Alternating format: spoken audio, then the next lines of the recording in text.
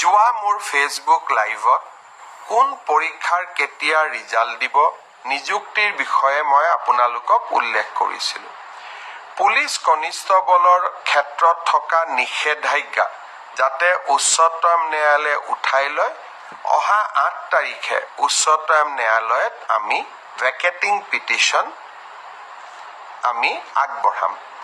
মই বিশ্বাস কৰোঁ যে ন্যায়ালয়ত আমি ন্যায়ালয়ৰ নিষেধাজ্ঞা প্ৰত্যাহাৰ কৰাবলৈ সক্ষম হ'ম। যোৱা ফেচবুক লাইভত কোৱা মতে নিৰ্দিষ্ট দিনত এতিয়া পৰীক্ষাৰ ফলাফলসমূহ ঘোষণাৰ প্ৰক্ৰিয়া আৰম্ভ হ'ব।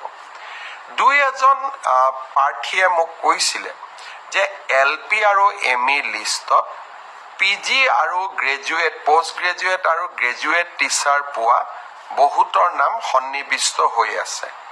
আমি নিশ্চিত কৰিম যাতে পোষ্ট গ্ৰেজুৱেট আৰু গ্ৰেজুৱেট টিচাৰত যিসকল নিযুক্তি হ'ব তেওঁলোকৰ নাম যাতে LP বা ME লিষ্টত নাহে, অৰ্থাৎ যি ডাবল এপইণ্টমেণ্টৰ যিটো অভিযোগ থাকে তাক যাতে আমি বহু পৰিমাণে ৰোধ কৰিব পাৰোঁ।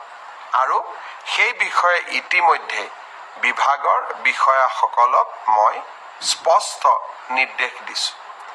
এই মাহত অসমত 35,000 যুৱকৰ নিযুক্তি হ'ব, অৰ্থাৎ 35,000 নিকা নিযুক্তিৰে 35,000 পৰিয়ালৰ মুখলৈ হাঁহি বিৰিঙাব।